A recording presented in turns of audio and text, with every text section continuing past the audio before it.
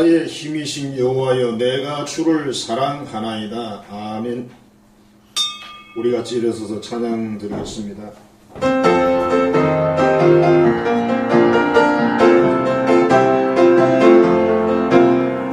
임재하신 곳에 우리 함께 찬양하리. 이나라 기뻐 소리 높여 찬양하리.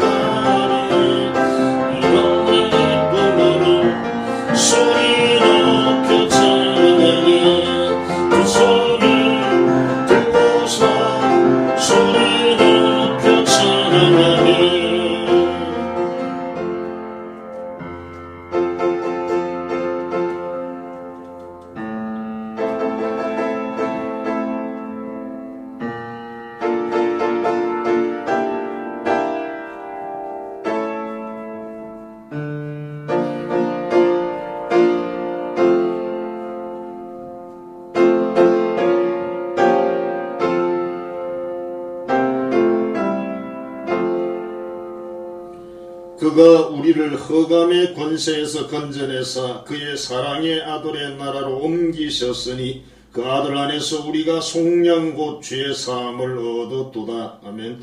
현재의 고난을 이겨서 장차 우리에게 무한한 영광을 누리게 하시는 하나님 아버지, 오늘도 험악한 이 세상에서 상하고 지친 사랑하는 자녀들이 주님 앞에 나와서 구원의 은총과 안식을 사모하는 마음으로 예배를 드립니다.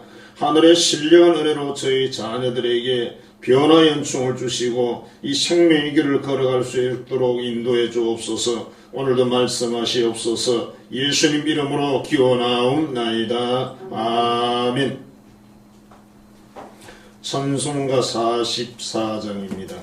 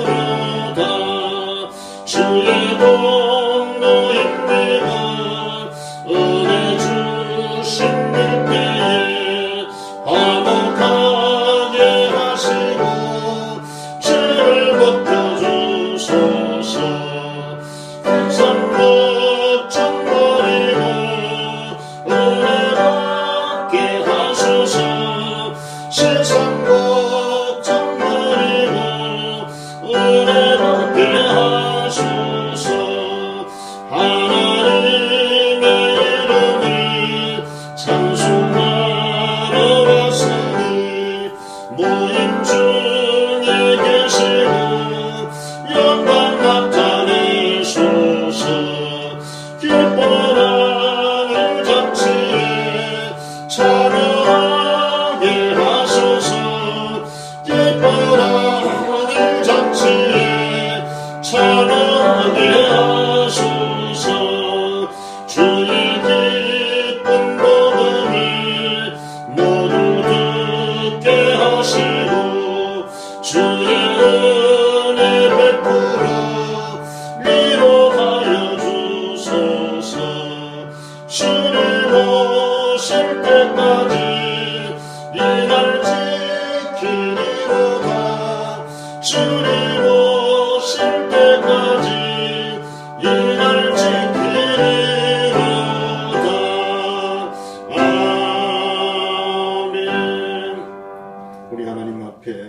참여하는 기도를 드리겠습니다.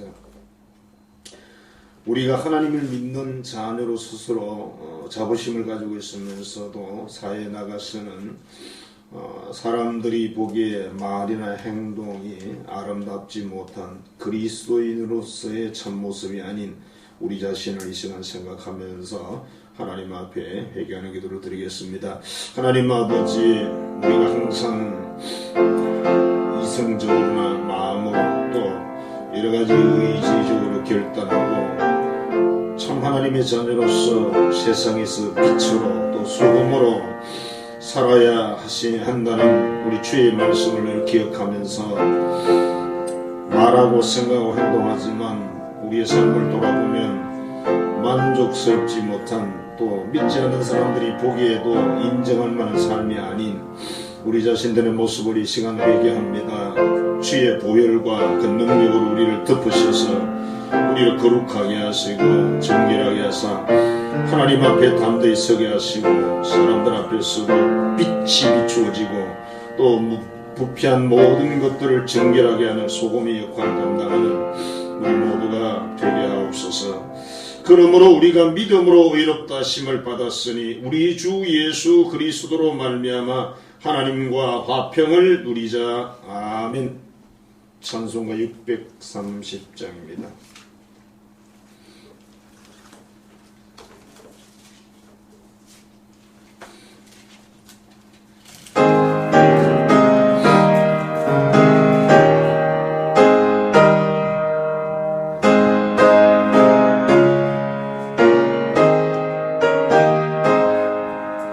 진리와 생명 되신 주 이름을 바치옵니다. 믿음과 소망 사랑에 한 마음 되게 하소서.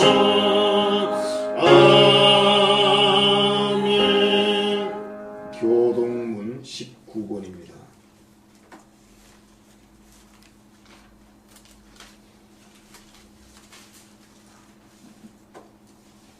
(19번) 시편 32편 말씀 교독하겠습니다.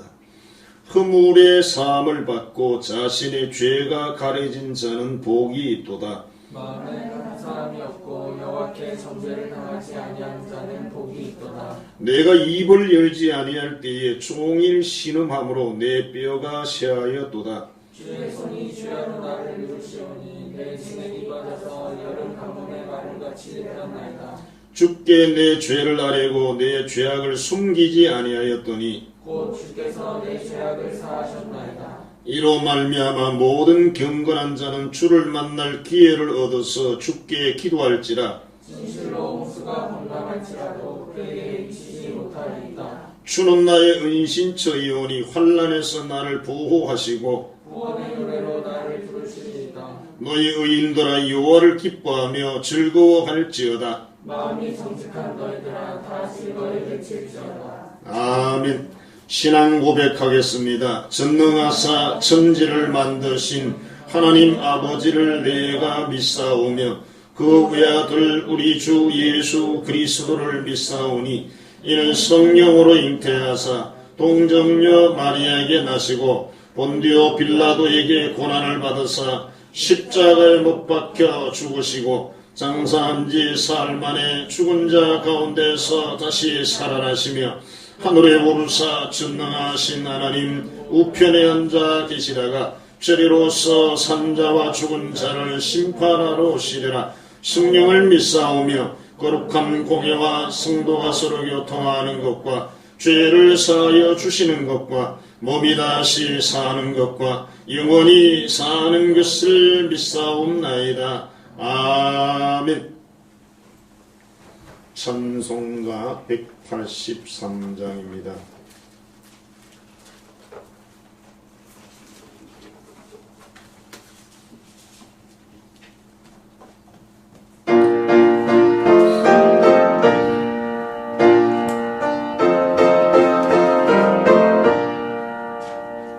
빈들의 마른 불과 시시는 나의 영혼 주님이 약속한 성령 간절히 기다리네 가물은 메마른 땅에 단비를 내리시듯 성령의 단비를 부어 새 생명 주옵소서 반가운 빗소리 들려 산천이 춤을 추네 봄비가 내리는 성령 내게로 주옵소서 가무는 메마른 땅에 단비를 내리시듯 성령의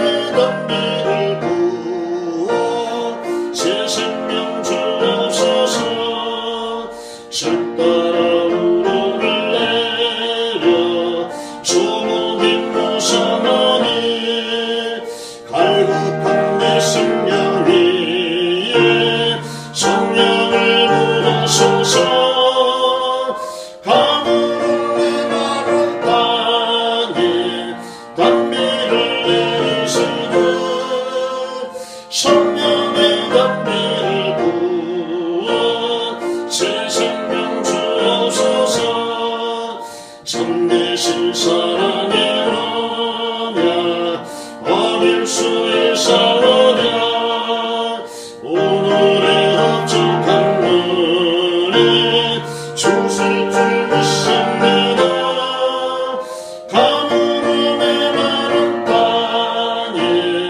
단비를 내리시듯 성령의 단비를 부어 새 생명 주옵소서 아멘. 기도하겠습니다. 이 세상을 떠나 하나님 아버지께로 올라간다는 예수님의 말씀에 큰 근심으로 염려하는 제자들에게 보혜사 성령님을 보낸다 말씀하시고 그분이 너희를 도와줄 것이라 말씀하시며 성령님을 보내주신 하나님께 감사와 찬양을 드립니다. 하나님의 영이신 성령님을 통해서 땅끝까지 증인되어 복음이 지금 우리에게 전파되고 우리에게 영접하게 하시고 구원의 백성 삼아 주셔서 감사드립니다. 세상에 온갖 악인이나 악한 일들이 많이 일어나도 하나님께서 주권자 되어 이 모든 것을 통치하시니 감사를 드립니다. 하나님 이 시간 모인 우리 하나님의 귀한 자녀들 한성가족들에게 하나님의 영이신 성령께서 임재하시옵소서. 우리 온 영혼에 충만하게 임하셔서 우리를 주관하여 주옵소서. 예수 그리스도의 십자가와 보혈의 능력 모든 병을 치료하는 그 능력으로 자녀들을 다 덮으셔서 연약한 우리 모든 형제 자매들을 만져주시고 치료하사 건강케 하여 주옵소서. 우리에게 일용할 양식을 주시는 하나님을 찬양하며 경배드립니다. 우리가 하나님의 뜻을 위해 쓸 수 있는 필요한 재물들도 저희들에게 공급하시며 우리가 믿음으로 기도하고 마음으로 삼하는 소원을 또한 이루어 주옵소서. 한밤중 기도회를 허락하시고 인도하신 하나님을 찬양합니다. 우리가 하나님을 믿고 기도하오니 주께서 은혜를 베푸시고 응답하시며 역사를 이루어 주옵소서. 이 지구상에 있는 전염병이 소멸되기를 원합니다. 주 예수의 입김으로 저 모든 병들을 소멸해서 인간의 악한 계획들이 다 무너지게 하여 주옵소서. 오늘도 예배를 드립니다. 우리에게 찾아와 주시고 만나 주시고 말씀해 주시고 응답해 주시고 우리를 만져 주시며 품어 주옵소서. 예수님 이름으로 축복하며 기도하옵나이다. 아멘.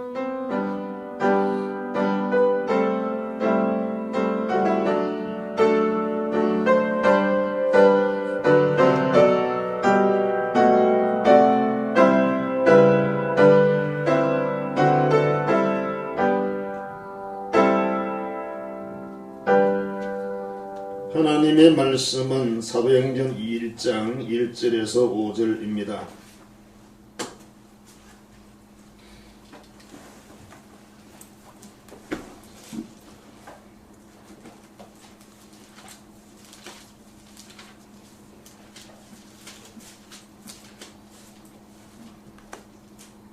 신약 성경 사도행전 1장 1절부터 5절 말씀을 봉독하도록 하겠습니다. 데오빌로여, 내가 먼저 쓴 글에는 물론 예수께서 행하시며 가르치시기를 시작하신부터 그가 택하신 사도들에게 성령으로 명하시고 성천하신 날까지 이 일을 기록하였노라. 그가 고난받으신 후에 또한 그들에게 확실한 많은 증거로 친히 살아계심을 나타내사 40일 동안 그들에게 보이시며 하나님 나라의 일을 말씀하시니라. 사도와 함께 모이사 그들에게 분부하여 이르시되 예루살렘을 떠나지 말고 내게서 들은 바 아버지께서 약속하신 것을 기다리라.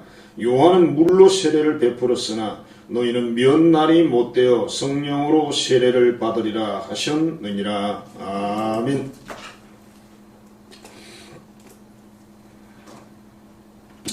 오늘 이 말씀을 가지고 성령을 기다리라 하는 제목으로 은혜를 나누고자 합니다. 우리 옆 사람에게 권면합니다. 성령님을 기대합시다.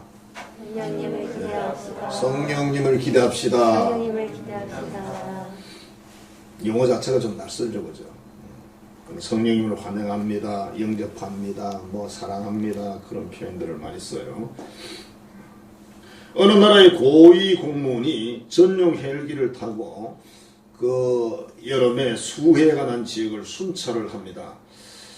그분이 이런 말을 했습니다. 내가 만일 10,000원짜리 돈을 비행기에서 떨어뜨린다면 돈을 주운 사람이 기뻐하겠지 그랬어요. 그러니까 옆에 비서가 하는 말, 10,000원을 1,000원짜리로 바꿔서 떨어뜨리면 10명이 기뻐할 것입니다 그랬어요. 그러니까 그 공무원이 그렇겠구만. 옆에 또 다른 아부쟁이가 말을 합니다. 그러지 말고요, 10,000원짜리를 100원짜리로 바꿔가지고 떨어뜨리면 100명이 기뻐할 것입니다. 그래, 그것도 좋은 생각이야. 이런 말을 들으면서 헬기 조종사가 속으로 생각을 했답니다. 내가 만일 이 헬기를 추락시킨다면 5천만 명이 기뻐할 텐데. 감 잡았어요. 사람들은 착각 속에 사는 것 같습니다. 마치 자기가 위대한 인물인 줄로 착각을 하고 또 자기가 지금 하고 있는 어떤 일이 위대한 일이라는 생각을 한다는 거죠. 근데 이 조커에서는 무슨 얘기를 하는 겁니까? 당신이 하는 일이 그렇게 위대한 거 아니야. 그래서 그런 그냥 하나의 넌센스지만 만일 이순신 장군이나 미국 케네디 같은 대통령이 이 세상에 다시 태어난다면 어떤 일이 일어나겠는가라는 그런 질문에 인구가 1명 늘어난다, 이게 답이에요. 그러니까 그 시대에 필요한 인물들이고, 물론 이순신 같은 분이 지금 시대여도 잘 하시겠죠. 웃고 지나갈 그런 이야기인데, 인간의 삶에는 많은 그런 여러 가지 사정도 있고 오류가 있다는 것입니다. 특히 자기 자신에 대한 평가의 오류는 심각하다.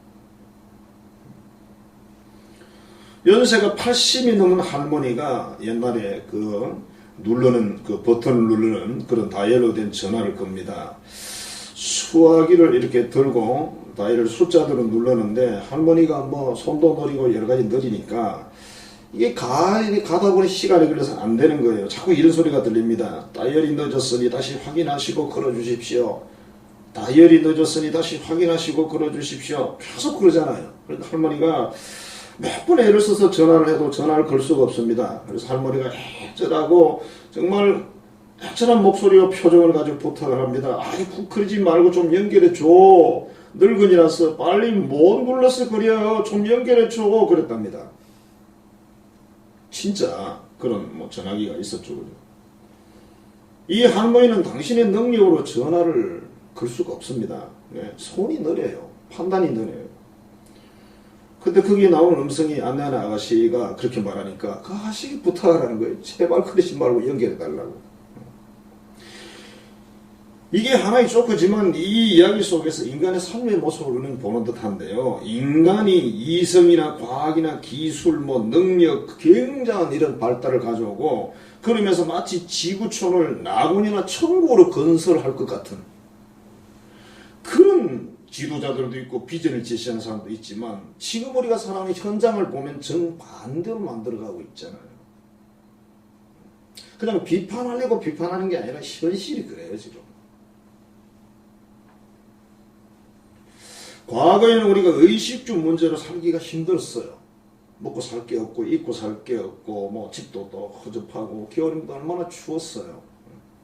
지금 생각해보면 그때 어떻게 살았을까? 저도 그런 생각이 들 정도거든요. 근데 지금은 모든 문명이나 이런 발전했기 때문에 살기가 힘들어요. 설명을 하면 개인에 있던 뭐 우리 스마트폰 이런 도구들이 너무 발전이 돼가지고 사람과 교제가 없어요. 혼자 숨습니다. 그러니까 우울증이라는 정말 희한한 병이 생긴 거예요. 우리 어린 시절에는 우울증이라는 말을 뭐 어떤 애가 뭐 우울증이 그랬다 이런 이야기를 들어본 적이 없어요.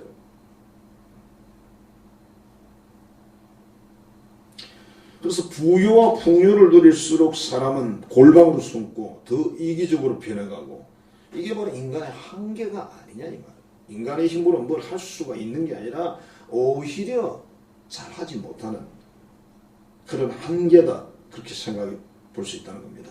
자, 오늘의 말씀에 예수님께서 예수님에 대해서 깊이 살피고 체험한 내용을 기록한 것이 바로 누가복음이죠. 누가라는 사람이 예수님이 모든 걸 듣고 어떤 사람에게 전도를 하기 위해서 기록한 것이 바로 누가복음인데, 그리고 예수님께서는 부활하시고 나서 40일 동안 사람들에게 보이셨어요. 그래서 우리가 뭐 통계적으로 대략 사복음서를 전체 계산하고 이렇게 해가지고 한 뭐 10여 차 예수님이 사람들에게 나타났다 이렇게 하는데, 예수님이 내가 부활했다는 것을 사람들에게 증거를 하는 거죠. 나 부활했어. 내가 약속한 대로 부활했어. 부활한 몸이 바로 이런 몸이야. 그러면서 뭘 보여줬느냐 하면 생선도 드시고 뭘 음식을 드셨어요. 귀신은 음식을 안 먹어요. 못 먹어요. 그래서 부활하신 예수님과 귀신과는 다른 거죠. 환상으로 본 게 아니에요. 그래서 우리도 나중에 장차 부활했을 때 어떨까? 음식을 먹을 수도 있어요. 안 먹을 수도 있는 것이고. 예수님이 그런 표현을 했죠. 내가 천국에서 하나님 나라에서 포도주를 먹고 뭐 이런 표현을 썼어요. 글쎄요, 뭐 알 수는 없지만. 사도들에게 이렇게 분부를 하셨습니다. 예루살렘을 떠나지 말고 이 예루살렘을 떠나지 마라. 이 예루살렘이 아무리 위험해도 말이죠. 지금 예수님이 십자가 죽고 나니까 얼마나 힘들었겠어요. 전부 숨어 있는데 이 예루살렘을 떠나지 말고 내게서 들은 바 아버지께서 약속하신 것을 기다려라. 요한은 물로 세례를 베풀었지만 너희는 몇 날이 못 돼서 성령으로 세례를 받으리라. 무슨 말인지 뭐 제자들은 들을 수는 없었습니다. 그래서 이걸 현대 성경으로 약간 한 절을 이렇게 내놓아 보면 아버지께서 약속을 이루시기 위해서 보내실 성령, 아버지께서 약속을 이루시기 위해서 보내실 성령을 기다려라 그렇게 말씀하죠. 글쎄 제자들은 못 알아들었어요. 그 아버지께서 이루실 뭐냐면 사도행전 1장 8절입니다. 오직 성령이 너희에게 임하시면 너희가 권능을 받고 예루살렘과 유대와 사마리아 땅끝까지 이르러 내 증인이 되리라 하시니라. 성령이 너에게 임하면 내 증인이 된다. 그게 바로 아버지께서 이루실 약속, 그 일을 하실 성령님 이렇게 설명을 했습니다. 정말 말씀대로 초대교회 그리스도인 120명 정도가 마가다락방에서 약 10일 동안 모여서 기도를 하죠. 그리고 오순절 유대인의 절기에 맞춰서 성령이 진짜 오시는데 뭐 생전 처음 경험하는 일이죠. 구약 성경에는 그 이전에도 성령님이 사람들의 마음에 영혼에 들어와서 감동을 하고 이런 기록들이 있어요. 그런데 신약에 나타나는 이런 기록은 없죠. 그래서 구약에서 쭉 나타나는 성령의 감동이라는 것은 그렇게 이제 표현할 수가 있어요. 제가 좀 설명을 했습니다만은 감동을 했다가 또 가셨다가 또 감동을 하셨다가 가셨다가 이렇게 구약은 했다고 한다면은 신약에 오신 성령님 아예 집 지고 사시는 거예요, 우리 안에.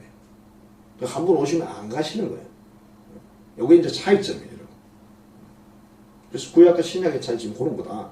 급하고 강한 바람 소리 같은 소리가 났다. 뭐 뭔지 모르지만 휘 하고 막 굉장히 강한 소리가 났다는 거죠. 그리고 사람마다 머리 위에 불꽃같이 불의 혀 같다 그랬는데 불꽃이죠. 불이 여러분 휘 움직이는 거 보면 마치 혀같이 보이잖아요. 우리는 그걸 불꽃이라 그러는데 성경에서 불의 혀라고 표현했습니다만 각 사람이 그런 거 불이 막 마치 불타는 것처럼 각 사람이 이렇게 타고 있었다. 그리고 다른 언어들로 말하기를 시작하더라. 여기에서는 지금 초대교회에서는 다른 언어란 말이 적어도 한 15개의 국어로 나왔어요. 왜냐하면 유대인들이 외국에서 살다가 왔는데 약 15개국인 거죠. 자기들이 살던 지역 말로 다 알아들었다. 신기한 일이죠. 그리고 이 사람들은 나가서 예수는 우리의 구세주고 하나님의 아들이며 기다리던 메시아라고 막 선포하기 시작을 하고 하루에 수천 명이 예수님을 영접하게 됩니다. 이게 바로 성령님이 하시는 일이다. 예수님이 보내신다는 그 보혜사 성령님, 그분이다. 우리 찬송가 184장에 보면 성령이여 임하사 우리 영의 소원을 만족하게 하소서, 기다리는 우리에게 불로 충만하게 하소서. 우리 영혼을 만족하게 하실 분은 바로 성령의 임재고 충만이다. 하나님의 영이 역사해야 된다. 수많은 소원이 있지만 우리 영혼의 만족, 이 소원이 이루어지면 모든 게 다 그냥 만족스럽다는 뜻입니다. 그러나 이것이 이루어지지 않으면 다른 모든 것이 갖추어져도 만족이 없다는 뜻입니다. 사람은 영적 존재니까. 자, 그래서 어떻게 하면 좋을까? 기다리라고 주님 말씀하셨어요. 지금 우리의 현 상황에서도 우리 개개인이 하나님 앞에서 성령이 우리에게 임재하고 이제 충만하게 하시기를 기다려야 된다. 우리가 예수 그리스도를 구세주로 영접한 하나님의 자녀들은 성령의 역사를 통해서 영접한단 말이에요. 성령 우리에게 오셨어요. 근데 충만이란 말은 내용이 다르다. 충만해야 뭔가 힘을 얻게 되고 뭔가를 할 수 있다, 이런 뜻입니다. 내 자신의 육신의 의지나 열정을 가지고 하는 게 아니고 그분이 주도를 해서 한다는 뜻입니다. 막 설명할 수도 없는 거예요. 그러니까 찬송가 183장 우리가 아까 불렀죠, 그죠? 빈들의 마른 풀같이 시들은 나의 영혼을 그랬어요. 빈들이란 말이 여러분 사막이라든지 광야 이런 뜻이잖아요. 그게 마른 풀. 주님이 약속한 성령을 간절히 기다리네. 가물어 메마른 땅에 단비를 내리시듯 성령의 단비를 보고 새 생명을 주옵소서 그랬어요. 우리가 뭔가를 기다린다는 것은 참 대단한 건데 우리는 그런 표현을 하잖아요. 야, 눈이 빠지도록 기다렸다, 이런 표현을 한단 말이에요. 왜 눈이 빠졌을까요? 자꾸 오는지 안 오는지 눈을 뜨고 확인했기 때문에 그렇죠. 비를 기다리는, 정말 메마른 땅에서 비를 기다리는 초원, 풀이라든지, 그죠? 또는 동물이라든지 사람이라든지 이런 사람들 너무 힘들죠. 여러분, 논 같은 데는 물을 이렇게 넣어가지고 벼를 키우는 데인데 그게 바닥이 시루트처럼 쩍쩍 갈라져 봐요. 정말 시루트처럼 갈라져 있어요. 그럼 이 벼들이 아침에 가서 보면 약간 잎이 좀 펴져 있어요. 약간. 그래도 밤에 이슬을 맞아가지고 한 10시, 11시 되면 이게 또르르 말려버려, 잎이 다. 그래서 결국 지나치면 이제 말라 죽는 거죠. 그러니까 농부들의 마음이라는 것은 그 서로 문해결 할 수가 없어요. 시기적으로 늦어서. 그날 그의 농사를 이제 말하자면 망치는 건데, 그러니까 막 타들어가죠. 그래서 어디 가서 물을 떠가지고 와가지고 그야말로 목에다가 혀에 물을 대주는 거야, 쉽게 말하면. 얼마나 힘들 수 있겠어요.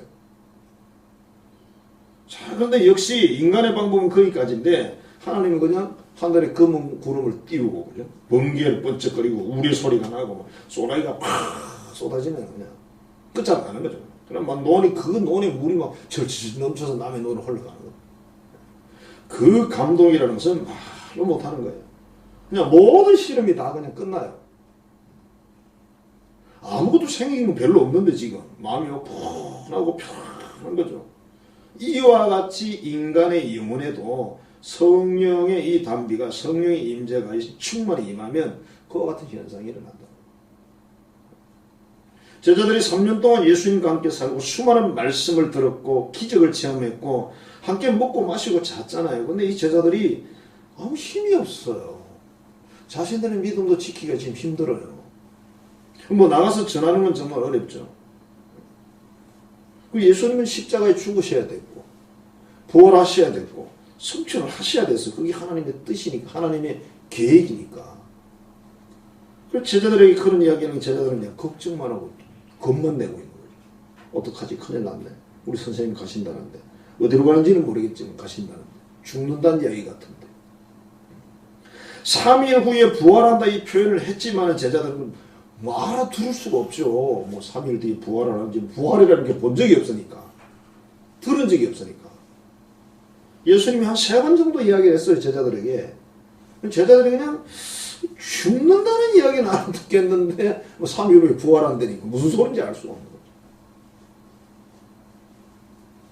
자, 지금 우리의 삶의 자리에도 결국은 우리가 살아가는 이 삶의 자리도 마찬가지예요. 하나님이 이 성령의 힘이 우리를 강하게 붙들어 줘야지 사람의 힘만 가지고 할 수가 없더라는 거죠. 지금 우리 한국 교회를 가만히 보면 여러분도 아시겠지만 참 힘 빠지는 소식만 들어오잖아요. 서울에는 뭐 수만 명 모이는 교회들이 꽤나 있어요. 그리고 참 뭐 옛날 표현으로 하면 고래등같이 지어진 예배당. 그리고 그 목사님들 얼마나 뛰어난 분들이 많습니까? 그분들이 도대체 무엇을 하길래 대한민국이라는 이 배가 이렇게 기우뚱거리냐 이 말이죠. 참 안타까운 것은 제가 비판하려는 게 아니고 안타까운 것은 교회들이 교회 지도자들이 이상한 행동을 한다는 것이죠. 하나님의 말씀에 입각해서 이렇게 하는 게 아니라 반대쪽을 위한 일을 한다는 것이죠. 그게 너무 신기해요. 민족의 탄식 소리가 안 들리냐 이 말이죠. 이건 옛날부터 뭐 그런 이야기를 했습니다만 진짜 지금 2020년 이 5월 이 시점에서 정말 교회 책임이에요. 교회 책임인 게 아주 그냥 절실히 느껴져요. 하나님이 어떻게 하실지는 모르겠지만 안타까워요. 정말 답답해요. 피조물의 신음소리가 들린다고 그렇게 로마서에서 설명을 했는데 수많은 사람들의 신음소리가 들리는 시대가 바로 이 시대다. 초대교와 사도들 제자들도 모두 무능했지만 성령이 오시고 나니까 그냥 그야말로 난리가 났죠. 이 사람들이 나가서 예수는 하나님의 아들이다 기다리던 메시아다 막 소리를 지르기 시작하는 거죠. 갑자기 교회가 힘을 얻더니 교회가 질서가 잡히고 권세를 회복하고 제자들이 아마 이때 이해를 했을 거예요. 아, 이걸 기다리라는 뜻이었구나. 바로 이거였구나. 자기들도 처음 경험하는 거죠. 모르니까 알 수가 없죠. 기다린다는 말은 다른 말로 하면 기대한다, 소망한다 이런 뜻으로 생각할 수 있고요. 우리가 하나님의 어떤 그런 은혜나 능력을 기대하고 기다린다는 것은 내 자신의 힘이나 능력으로 아무것도 할 수 없다는 아는 사람이 기다리는 거죠. 근데 많은 사람들이 육신에 뭘 가지고 해보겠다는 거예요. 내가 가진 돈을 가지고 예를 들면 교회 공동체가 뭐 수많은 사람들의 숫자를 가지고 또 그 사람들이 세상적인 지위를 가지고 얼마나 높은 지위를 가진 사람이 많이 있겠습니까? 서울에 뭐 교회들은. 근데 아무 소용이 없잖아요. 찬송 585장에 보면 내 힘만 의지할 때는 패할 수밖에 없도다 그랬어요. 우리 모든 크리스찬들이 자기의 지식이나 경험, 힘을 가지고 이 세상에서 거룩한 삶을 산다? 세상의 빛으로 소금으로 산다? 그 불가능해요, 여러분. 처음부터 안 되는 것입니다. 그렇게 가는 게 아니에요. 거꾸로 가는 겁니다, 오히려. 자기를 포기한 사람들이 그 일을 하는 거죠. 자기를 내려놓는 사람이 그 일을 하는 거예요. 힘 있는 장수 나와서 날 대신하여 싸우네. 그래서 이 장수 누군가 주 예수 그리스도 만군의 주로다. 당할 자 누구이라 반드시 이긴다. 이렇게 찬송하는 기록을 합니다. 옛 원수 마귀는 이때도 힘을 써 모략과 권세로 무기를 삼으니 천하에 누가 당하겠는가? 사단 마귀는 모략, 권세, 온갖 자기들의 지략을 가지고 나쁜 어떤 그런 걸 가지고 힘을 가지고 무기를 삼는다. 천하에 그래서 누가 이겼나? 이게 바로 사단 마귀의 무기라는 거예요. 이걸 깨트릴 이가 누구다? 오직 예수님, 성령입니다. 우리 자신의 자아라든지 뭔가를 깨트릴 수 있는 힘이라는 것은 내가 하는 게 아니에요. 내가 여기를 두드려서 깨는 게 아니잖아요. 성령께서 역사하셔서 나를 깨는 거죠. 성령의 강한 영적 경험들을 하시는 분들이 참 많아요. 근데 물론 다 개인적인 체험들이 많죠. 대체로. 자, 초대교회는 그렇게 이겼고 승리했습니다. 사도행전 2장에 보면 120명이 성령이 충만하더니 3000명이 회개하고 예수를 영접했는데 그 내용이 뭐라고 되어 있어요? 우리가 어찌하면 좋겠는가 그러잖아요. 뭐 어찌할 줄을 모르는 거예요. 거기 있는 사람들이 3000명 되는 사람들이. 당신들이 하나님의 아들 예수를 십자가 못 박아 죽였습니다. 그러니까 우리가 어찌하면 좋겠습니까? 그러고 가슴을 쥐어떴잖아요. 그거는 그냥 우리가 잘못해서 이런 말 아니에요. 하나님의 영이 그들의 막 영혼의 역사를 하니까 견디지를 못해가지고 못 견뎌서 그러는 거예요. 못 견뎌서. 그래서 그날 3000명이 예수 믿잖아요. 그게 누가 시켜서 하는 거 아니잖아요.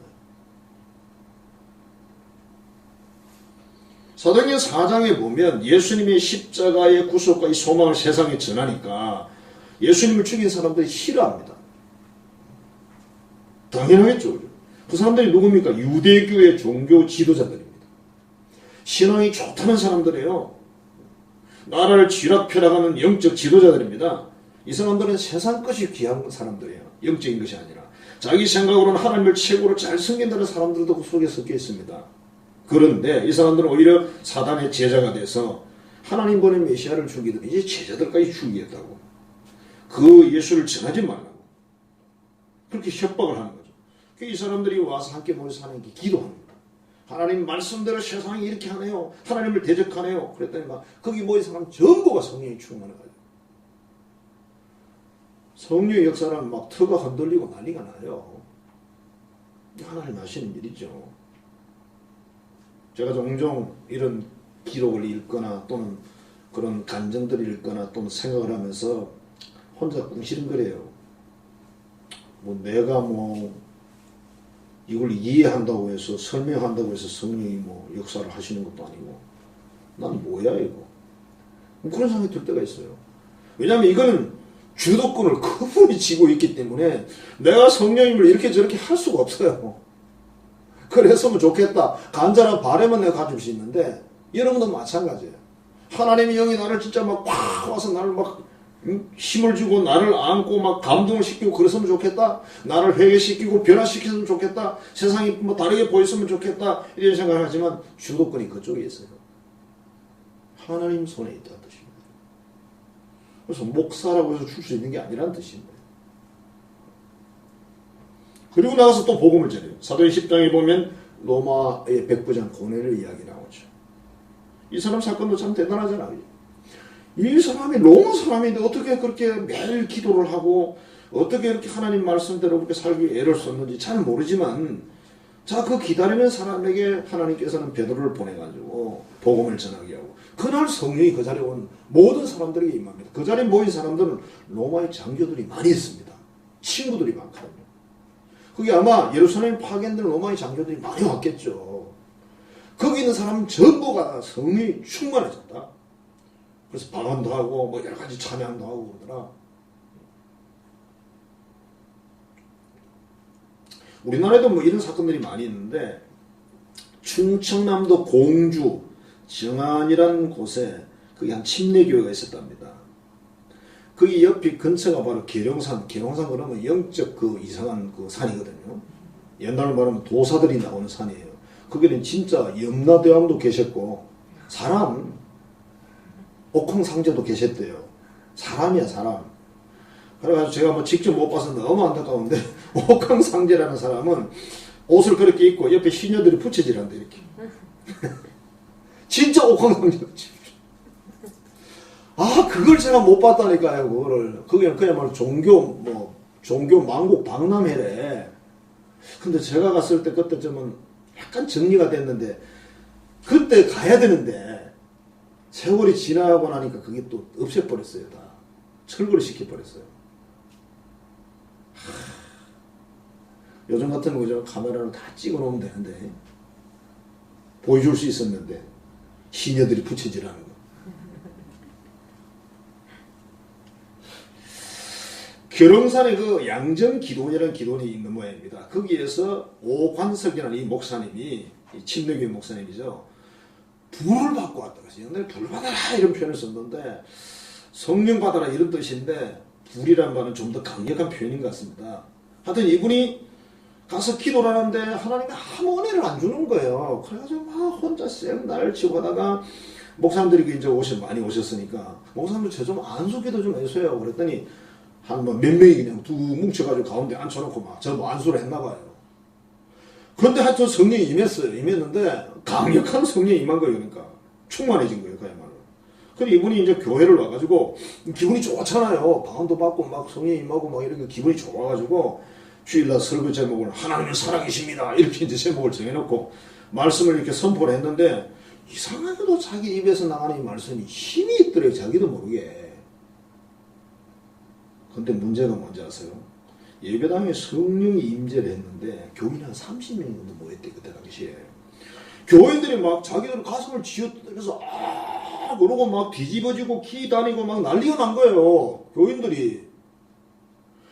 담배를 피우던 담뱃대를 부러뜨려가 막 창밖으로 던져버리고 막 울부짖고 막 난리가 나니까 이 교회가 원래 조용하게 예배드리는 교회래요. 우리 다 주일낮에 땡 하면 조용하게 예배드리잖아요. 그죠? 그렇게 예배드리는 교회인데 아니 주일날 예배가 그야말로 아수라장이 된 겁니다. 그래서 이 목사님이 놀래가지고 절제하세요 그러고 강도상 다다닥 쳤더니 안 그렇던 나머지 사람까지 다 기다리고 그 30명이 다 난리가 났더래요. 옛날에 마룻바닥이에요. 이런 이제 의자가 옛날에 없었어요. 막 집었다가 넘어지고 어떻게 뭐 자기가 뭐 어떻게 제어할 수가 없어서 멍하니 자기도 이제 그냥 이렇게 기도하고 있었는데 한 2시간을 그러더랍니다. 2시간을. 미쳤지요. 미쳤. 세상 사람들이 보면 미쳤잖아요. 자기도 처음 보는 거예요, 뭐를.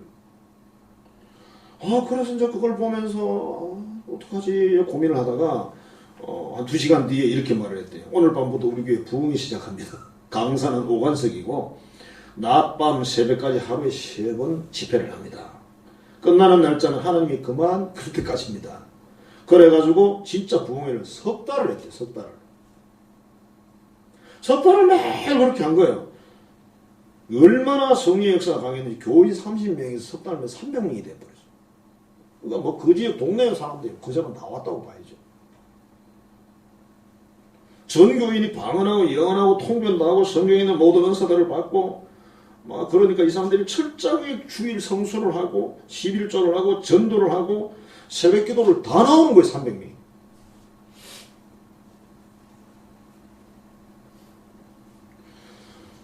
술만 먹으면 교회를 욕하고 흉보던 사람이 꿈에 마귀에게 계속 쫓기는데 쫓기다 어떻게 교회로 들어가면 안 따라오는 거예요.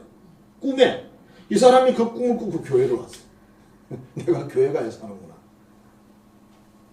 또 한 사람은 새벽에 이제 뭐 이른 새벽에 동네 사람들이 물들어 많이 갔어요. 동네 아날들이 일찍 일을 하니까 교회에 막 불이 나가지고 난리가 난 거예요. 이 태성교회가. 그래서 막 교회 불 났다 그러고 막 달려가니까 멀쩡한 거죠. 새벽 기도의 시간이에요. 어떤 사람은 술이 많지가 교회를 찾아왔더래요. 왜 술을 먹고 오셨냐 그랬더니 목사님이 죄를 용서하십시오. 다른 사람들 다 천국 가는데 나만 지옥 가는 것 같아서 교회를 정말 나오고 싶었지만 지난날 내가 한 잘못이 너무 많아가지고 맨정신으로 못 나와서 술을 마시고 왔습니다. 그러고 왔다는 거예요. 그러니까 수많은 사람들이 꿈꾸는 사람이 제일 많았대요. 꿈꾸는 사람. 꿈을 꾸고 교회를 이렇게. 자, 이거는 성령이 하시는 일이지 무슨 사람이 남의 꿈에가 나타납니까? 그래? 거짓말도 아니고 가짜도 아니고. 그리고 모든 하나님의 은혜는 어디서 출발해요? 회개에서 출발합니다. 회개에서. 그래서 부흥 강사들이 반드시 첫날쯤에 뭐 하는지 아세요? 회개하라 그렇게 말씀이 나갑니다. 회개하라. 근데 회개라는 것도 사실 우리가 의지적으로 하는 회개 그거 가지고는 좀 부족하죠 사실은. 성령이 감동을 해서 죄를 하나하나 지적하고 막 그 눈물 콧물 막 흘리고 막 자기도 모르는 사람이 미친 듯이 회개를 해. 진짜 제대로 회개한 거예요. 내가 하나님 잘못해서 이것도 잘못 이런 수준 아닙니다. 그래서 우리가 회개의 영을 부어달라 그렇게 기도하라고 그러죠. 그리고 모든 은혜는 성령의 임재를 통해 오는 거다. 반드시 회개라는 과정을 거치게 됐어요. 회개 없는 성령의 임재나 역사는 없습니다. 회개 없는 은혜는 없어요. 처음부터. 그리고 그 회개라는 게 내가 결정한 뭐가 하는 그런 건 아니라는 것입니다. 그래서 성령 임재를 간절히 기다리고 사모하라. 예수님이 제자들에게 기다리라 하신 성령이 바로 이런 분이기 때문에 그 역사를 기다리라고 말씀하신 것이고, 초대교회는 그런 역사를 일으켰고, 이 태성 침례교회도 마찬가지예요. 그러니까 이 요관성 목사님이 여기서 뭐 부흥을 하고 이제 서울로 가서 교회를 세웠겠죠. 그 교회가 대단하잖아요. 하나님이 이제 그런 식으로 쓰시는 사람인데, 자, 그리고 이 세상에서는 기다리지 않는 오히려 역으로 나가는 사람들이 있어요. 사도행전 4장에 보면 대제사장이나 사두개인들이 이 복음 전하는 걸 싫어해요. 그래서 사도들을 체포에다 공에서 재판하고 이렇게 합니다. 신문하고. 사도행전 5장에 보면 또 이 사람들이 사도들을 체포해서 죽이려고 그럽니다. 누군가가 말리니까 채찍질하고 예수 이름으로는 말하지 마! 그러고 보냅니다. 사도행전 6장, 7장 보면 서대반이라는 집사가 돌에 맞아 순교를 합니다. 9장에 보면 사울이라는 사람이 박해를 하다가 변화돼서 사도로 이제 사역을 하게 됩니다. 지금 우리가 사는 이 환경이나 상황에 대해서도 많은 분들이 그런 이야기입니다. 지금 성령의 불이 필요하다. 교회에. 마치 우리가 성경에 나오는 에베소 교회처럼 건물도 멋지고 조직도 잘 돼 있고 모든 게 좋아요. 돈도 많고 세상의 권력도 가지고 있고, 근데 에베소 교회를 향해 예수님이 뭐라고 그랬었어요? 처음 사랑이 없다. 너 나 사랑하지 않잖아. 부부가 잘 사는데 이 집이 집도 뭐 몇 채나 사고 다 해놨는데 부부간에 사랑이 깨져버렸어. 우리 서로 사랑하지 않아요. 그럼 그 가정은 뭐예요? 좋은 가정이 아니잖아요. 사람들은 그래도 좋은 가정이잖아. 집이 몇 채나 되니까. 그 가정은 아니지. 무슨 계약인지 모르죠. 교회라는 데는 하나님과 사랑의 관계로 묶여 있는 데인데 그 사랑이 없어요. 세상 것은 다 있어. 지금 한국 교회가 바로 그런 상황이다. 세상 것은 다 가지고 있어. 근데 하나님과 관계가 너무 무뎌졌어요. 물러졌어요. 그거는 지도자뿐만 아니라 모든 교인들도 마찬가지예요. 그래서 오늘 예수님이 제자들에게 성령의 임재를 기다리라 하신 말씀을 우리에게 지금 적용하는 거예요. 현대 2020년을 살아가는 우리 하나님의 자녀들, 한성교회 가족들이 이 성령의 힘을 지금 기다려야 되지 않을까? 예수님의 분부하신 말씀이 오늘 이 시대에 한국교회에 일어나야 되지 않을까? 사단마귀는 모략과 권세를 가지고 지금 막 세상을 뒤집어 놓고 있는데, 전 세계적으로. 한국도 그렇고. 여기에 싸우려면 인간의 그런 힘 가지고 안 된다는 뜻입니다. 하나님의 불이 필요하다. 하나님의 영의 강력한 능력이 필요하다. 사람의 힘이 아니고 돈의 힘이라든지 권력의 힘이라든지 숫자의 힘이라든지 뭐 세상 지식의 힘 그거 말고 그거 가지고는 안 된다. 그래서 소망을 가지고 사모함으로 성령을 기다리자는 것입니다. 기대하자는 겁니다. 우리에게 임해달라고 기도하자는 겁니다. 우리 한성교회는 기도하는 교회니까 그걸 기도하자는 겁니다. 항상 모든 삶 속에, 교회 역사 속에 기대하자. 그리고 그 힘을 우리에게 주시기를 기도하자. 그래서 정말 우리를 통해서 우리도 변화되지만 이 나라가 변화되는 그런 역사를 우리가 하나님께 구하자는 것입니다. 그래서 기다리자, 기대하자. 개인적으로 하나님께 그렇게 해야 되는 거예요, 여러분. 교회적으로도 물론 그렇게 하지만 그랬을 때 하나님께서 은혜를 베푸셔서 우리를 살리고 우리 가정을 살리고 교회도 살리고 대한민국도 살릴 줄 믿습니다. 기도하겠습니다. 하나님 은혜 감사합니다. 사랑합니다. 오늘도 귀한 말씀을 주셨습니다. 너희는 예루살렘을 떠나지 말고 기다려라. 아버지께서 약속하신 그것을 기다리라. 그렇게 말씀을 하셨습니다. 오늘 이 시대의 그리스도인들에게도 하나님께서는 똑같은 메시지를 주십니다. 기다려라. 그것을 기대하라. 그것을 사모하라. 성령 그 불을 사모하라. 우리 한성 가족들이 이 불을 사모하고 이 불로 충만해져서 정말 이 시대의 어둠을 걷어내고 하나님의 영광과 승리를 올려드리는 우리 모든 가족들이 되게 하여 주옵소서. 우리 하나님 앞에 정성을 다해 드리는 이 모든 예물들을 기뻐 받으시고 약속한 말씀대로 응답하시며 역사하시고 복을 나려 주옵소서. 예수님 이름으로 축복하며 기도하옵나이다. 아멘. 찬송가 191장입니다.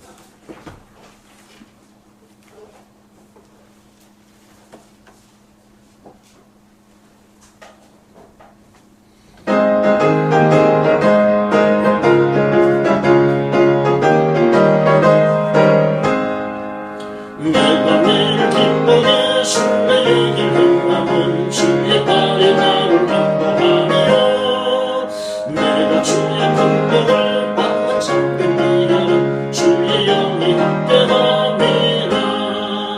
성령이 계시네 할렐루야 함께하시네. 좋은 길 걸으며 밤낮 기뻐하는 것 주의 영이 함께함이라.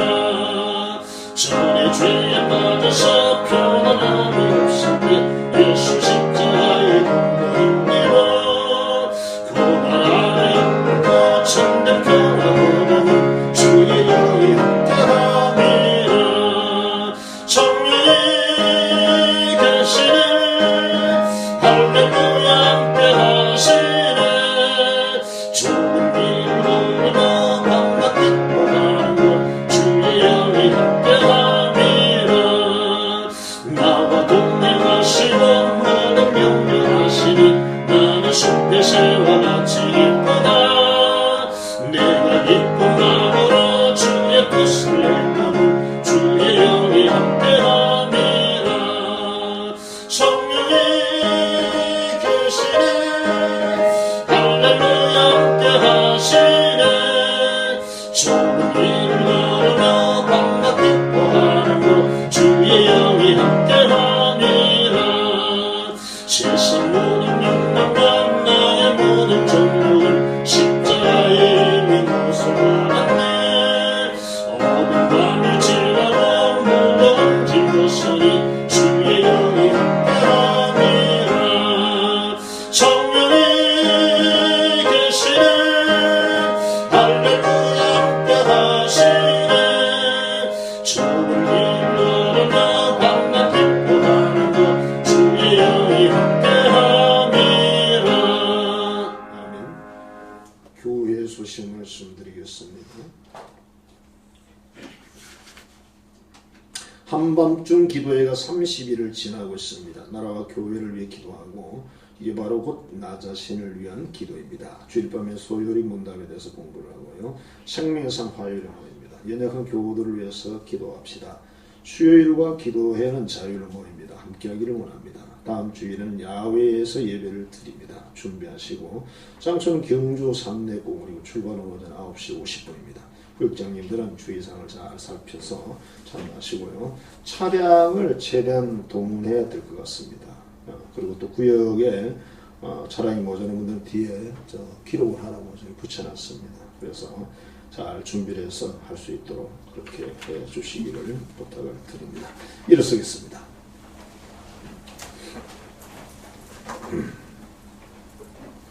우리 하나님 앞에 사랑의 고백을 하고 성령을 기다리세요. 옆사람 권면하겠습니다. 하나님을 사랑합니다. 교회를 사랑합니다. 이웃을 사랑합니다. 성령을 기다리세요.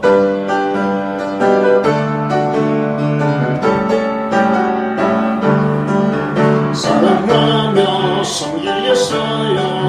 생명 주신 예수님 버려진 날 찾아오셔서 내게 생명 주셨죠. 찢긴 나의 삶에 갈망이 인덕에 흘린 피와 생명 주신 예수님 영원히 섬기겠어요. 사랑하며 섬기겠어요. 나의 현대자를 사랑하며 섬기겠어요.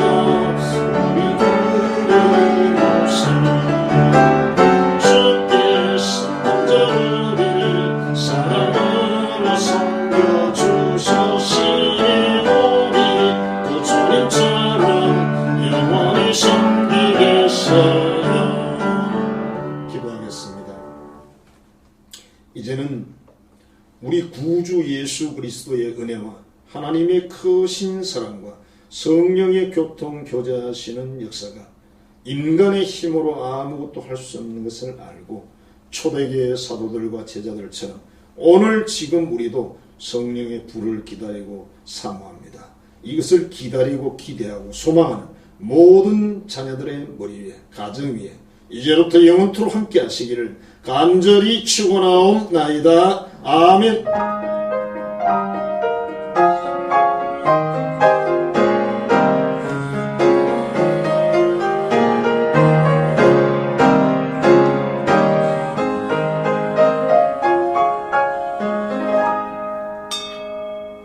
예배 마치겠습니다. 감사합니다.